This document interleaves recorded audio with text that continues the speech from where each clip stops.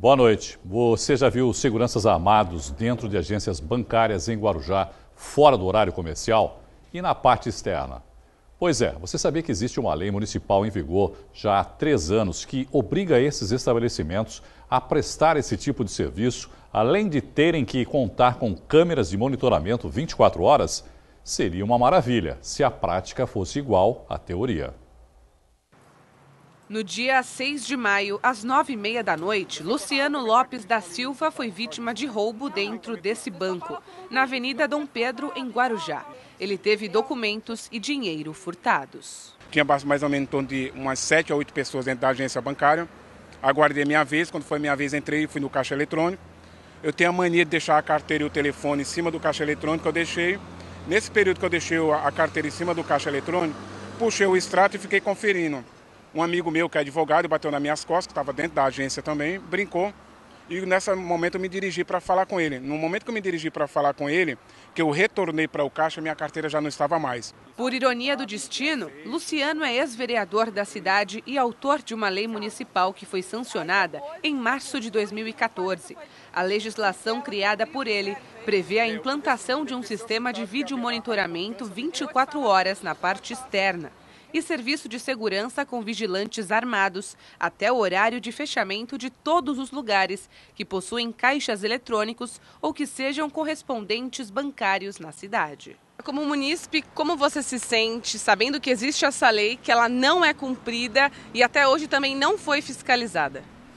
Muito triste, chateado, porque o município que ele é detector da lei municipal e ele não cumpre aquilo que ele coloca. Você imagina que ponto que nós chegamos. O município hoje tem a fiscalização de postura, que são excelentes fiscais, postura, comércio, são esses fiscais que têm que fazer a fiscalização diária nas agências bancárias. Não só da questão do tempo de espera, ou da questão hoje dos vigilantes, mas existem outras situações dentro dos bancos que são leis municipais. Conforme a legislação, o Executivo é responsável pela fiscalização e cumprimento da lei por intermédio do PROCON. Mas isso não aconteceu, senão todos os bancos, lotéricas e correspondentes bancários da cidade estariam lacrados. A norma prevê multa de R$10 mil para o local que não cumprir a lei.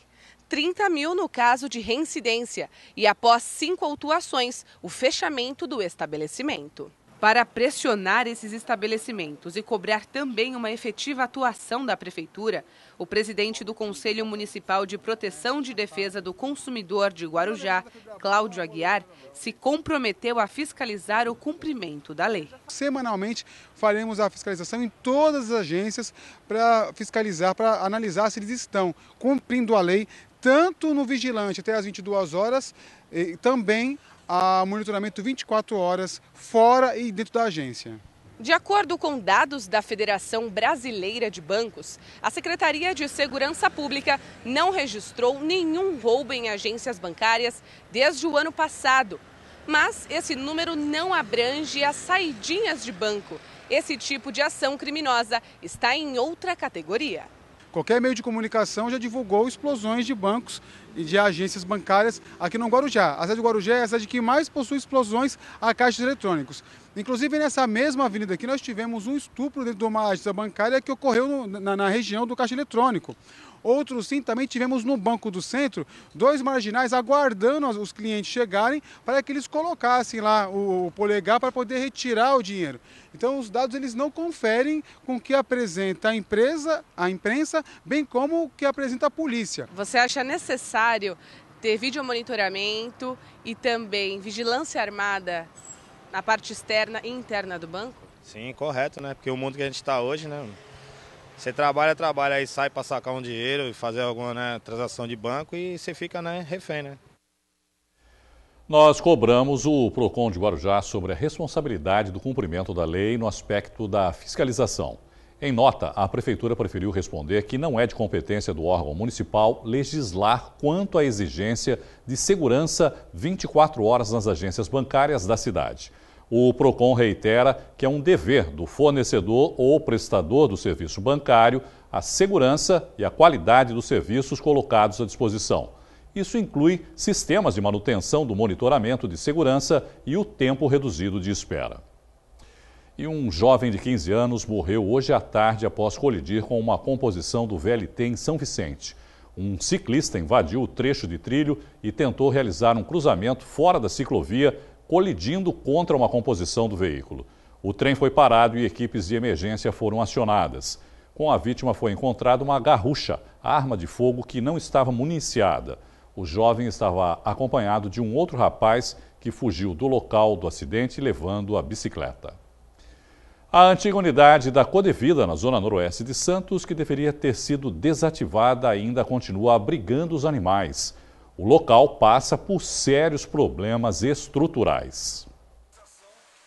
Na semana passada, esse vereador fez uma vistoria no local. Encontrou infiltrações, portas quebradas e bolor nas paredes, em ambientes onde ficam 130 animais. A situação dela está deplorável, essa é a verdade.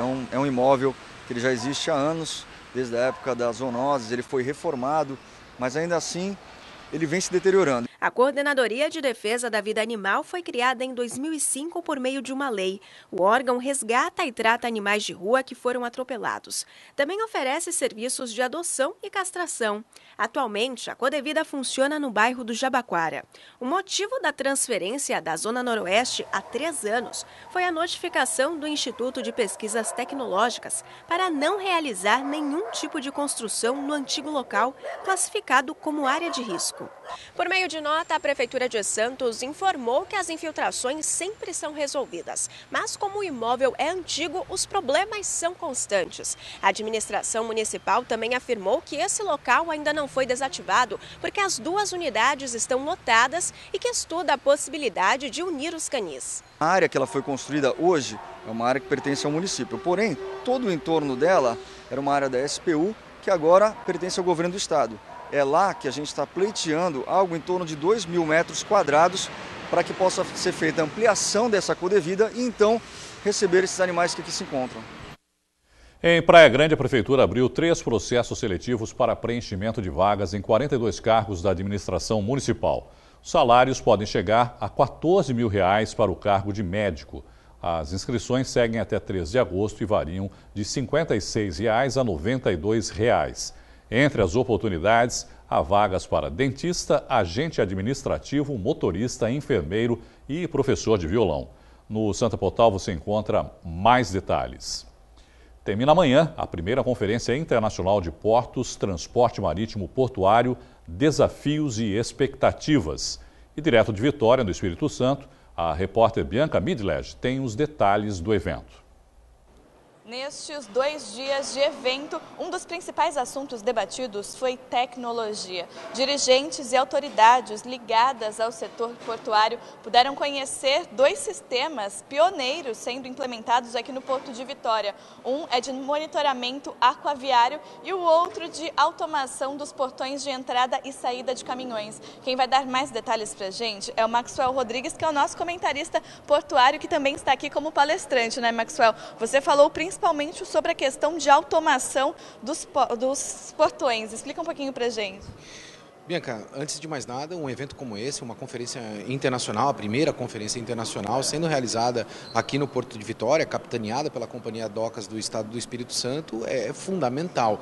Nós termos um evento desta proporção e aí pela qualidade, principalmente, de todas as pessoas que estavam presentes, é bastante importante para que a gente possa debater estes assuntos. Dentro deste evento, desta conferência, foi também dada a possibilidade de todos os participantes conhecerem as tecnologias que vêm sendo implementadas hoje no Porto de Vitória, como você mencionou, a questão do VTMIS e também o projeto de cadeia logística inteligente. Isso demonstra mais uma vez que não só a iniciativa privada, mas de alguma maneira também, apesar de toda a crise que nós temos, a iniciativa pública também vem se movimentando para implementar projetos desta envergadura.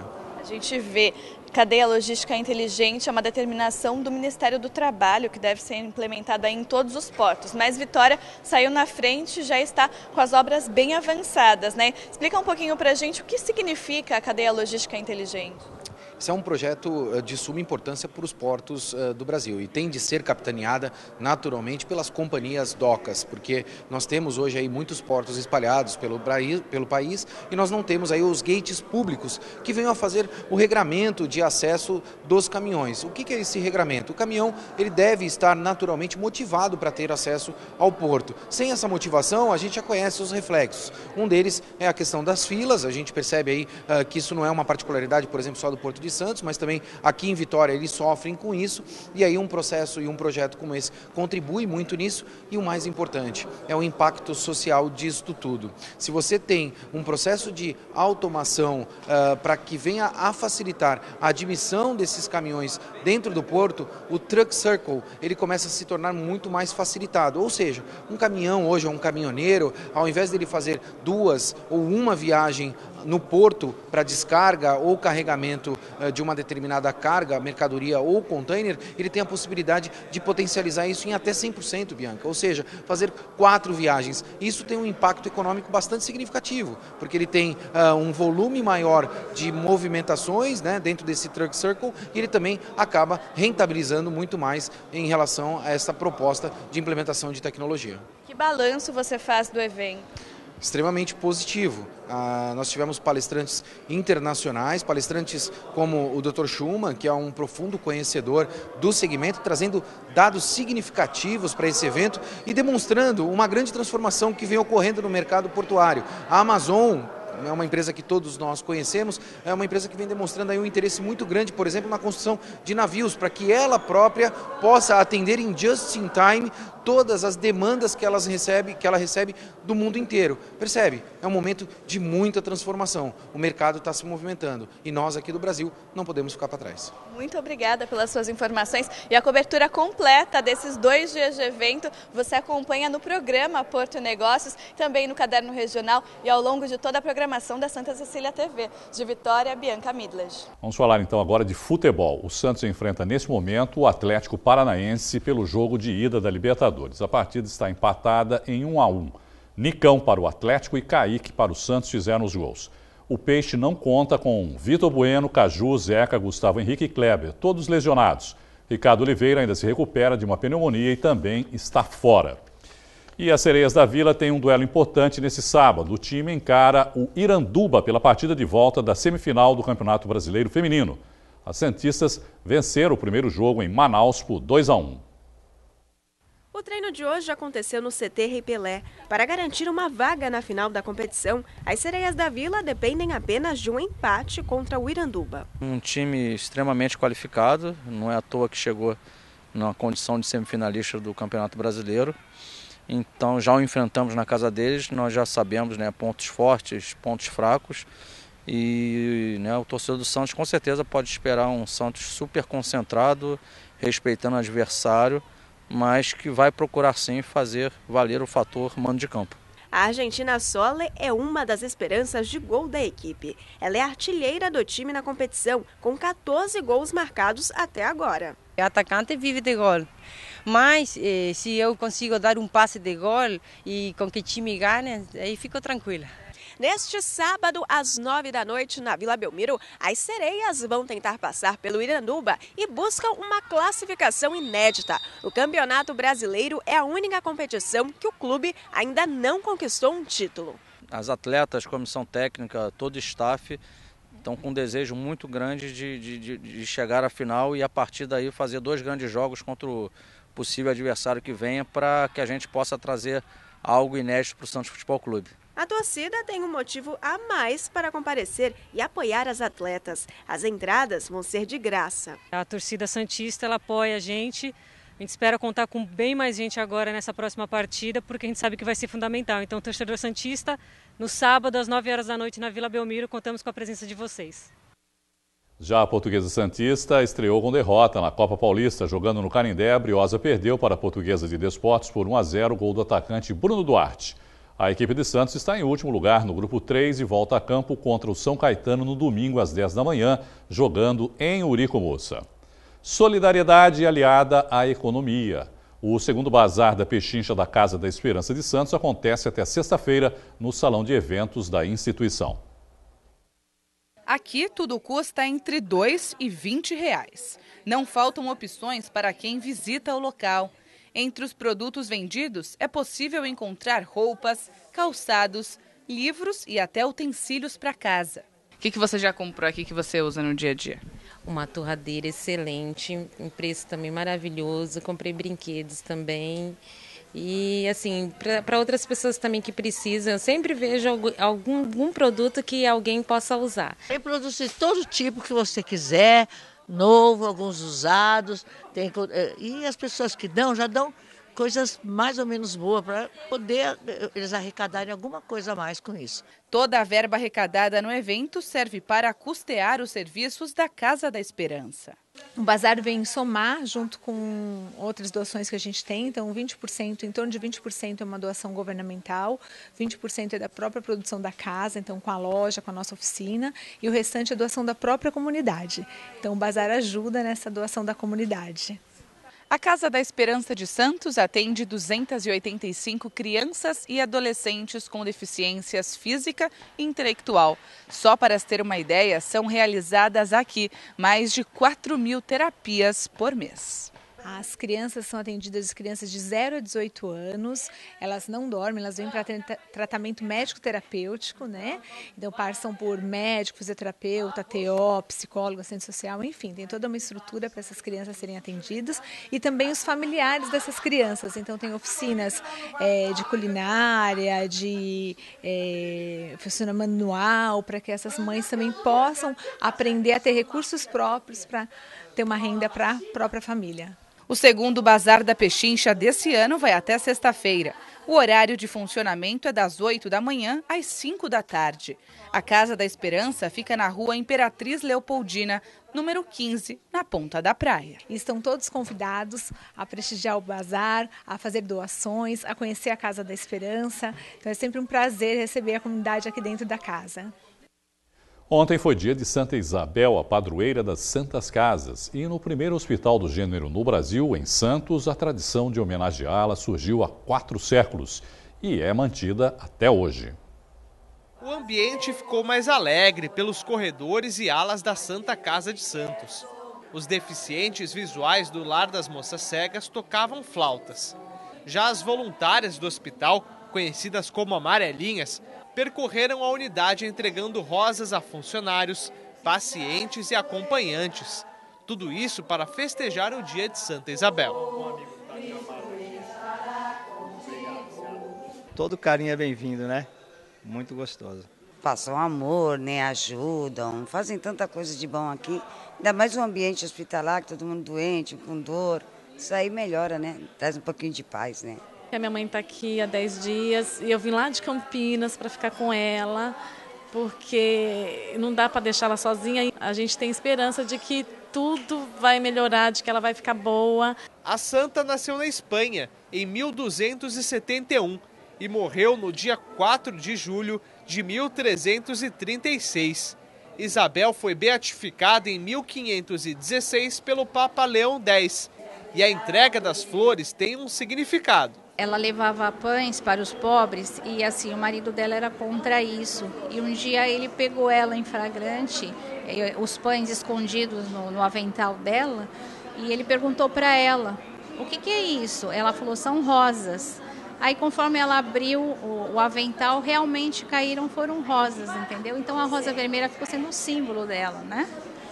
E nós voluntários, a gente tem assim, uma alegria imensa nesse dia de comemorar.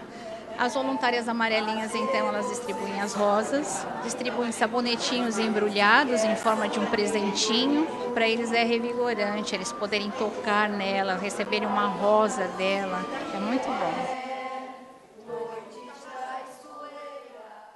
Empresário, político e radialista, André Matarazzo se destaca como homem público desde o início dos anos 90. Desde então, atuou no governo de grandes nomes da política brasileira, como Mário Covas e Fernando Henrique Cardoso. Foi ministro-chefe da comunicação entre 99 e 2001. Matarazzo ocupou ainda o cargo de secretário estadual de Cultura entre 2010 e 2012. Atualmente filiado ao PSD, o empresário visitou a cidade nesta semana e conversou com a equipe do Caderno Regional. Santos, acho que eu conheço muito, porque passei a infância aqui perto, entre Santos, Guarujá, etc. E hoje em dia venho muito, tanto para o Museu do Café, para ver quando tem alguma exposição nova, porque nós reformamos esse museu quando eu era secretário de Cultura do Estado. E venho muito para almoçar aqui também e aproveitar a praia. Afinal, está 45 minutos de São Paulo. E hoje vim para conhecer a Unisanta, esse trabalho incrível que a família Teixeira tem aqui nessa cidade. Nós entendemos que na região até onde ele está, aquele prédio, que é um prédio que faz parte da história de Santos, ele teria não só o papel, né, de divulgar e manter a história do ciclo cafeeiro do Brasil, de todas as épocas, que estão bem representados lá, e hoje tem uma museologia bastante moderna, mas como também a reforma dele certamente traria uma revitalização de toda a região, de todo o bairro onde ele está. Eu tenho muito essa coisa que a cultura ela tem um papel muito importante nas cidades, né? Não só com os jovens, que eu sempre falo que a educação forma, mas a cultura transforma, mas numa cidade a cultura tem um papel muito importante, tanto na sua história, na história de preservação, da sua preservação, como na história econômica das cidades e também na história da sociedade. O Museu do Café tem esse papel aqui em Santos.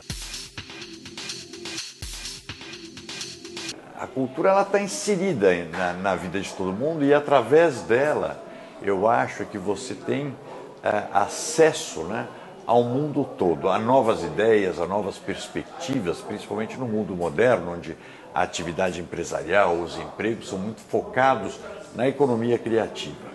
E Santos, nesse aspecto, tem um papel importantíssimo, né? Tem uma história fantástica, tem equipamentos também bastante importantes e uma sociedade bastante rica culturalmente. Como é que você vai contratar, concursar músicos, por exemplo, numa orquestra? Como é que você vai escolher músicos no balé? Como é que você vai escolher dançarinos para o concurso? Nem sempre o que é melhor teórico é melhor na prática. Então, para a atividade cultural, eu diria que as OS foram determinantes para uma boa gestão. A própria gestão dos museus também elas têm esse papel. Eu, quando estava na secretaria, criei uma controladoria que ela cuidava só da contabilização, da contabilidade dos contratos das OS. Muito importante isso. Eu acho que hoje partidos, infelizmente, ficaram uma coisa um pouco secundária na política. As pessoas votam, a população vota nas pessoas, né? Mas eu acho que os partidos têm que ter um papel determinante, até principalmente na seleção de candidatos. Quem, em nome deles, vai ser apresentado à população para ser candidato? O PSD é um partido bastante moderno, um partido com uma identidade muito clara de centro, um partido liberal, democrático liberal, então, na economia. Então, isso faz com que a gente tenha uma linha de comportamento muito claro, mas é fundamental, através das fundações dos partidos, dos institutos do partido, procurar organizar seminários, cursos, palestras que têm interesse por parte da sociedade para que a gente consiga atrair uma maior participação na política. A política está precisando ser renovada, está precisando de sangue novo. É muito difícil você prever o que vai acontecer em 2018, porque o cenário está muito confuso. Eu tenho convicção que o eleitor mudou muito. O eleitor vai querer olhar nos olhos das pessoas, sentir sinceridade, pessoas que tenham credibilidade. Eu espero que assim seja, mas o que é fundamental não é só fazer isso na eleição, é você também, depois da eleição, o eleitor cobrar permanentemente, fiscalizar permanentemente. Com o Mário Covas aprendi uma coisa interessante. O Covas, com aquele jeitão dele, era um político mais moderno, um político inclusive da sua época. Estava à frente, porque o estilo dele era um pouco o que o eleitor quer hoje. Alguém que seja franco, transparente e direto. Isso o Covas era. Não fazia média, não era o político que quer agradar todo mundo o tempo todo. Eu sempre digo que nós temos que ter, quem quer fazer política, tem que ter convicções. Muitas delas desagradarão uma parte da sociedade, mas se você tem convicção, você tem que defender suas convicções. Você não pode fazer o que hoje tem acontecido muito, que a pauta do político ela se baseia no quê? Numa pesquisa que ele manda fazer na sociedade e fala o que as pessoas querem ouvir. Ora, assim não se cria lideranças novas, porque justamente o papel do líder é você convencer as pessoas daquilo que você tem convicção. A edição de hoje fica por aqui. Você pode rever todas as reportagens no nosso canal do YouTube. Basta acessar youtube.com/santaportal. Eu volto amanhã, espero por você. Tchau.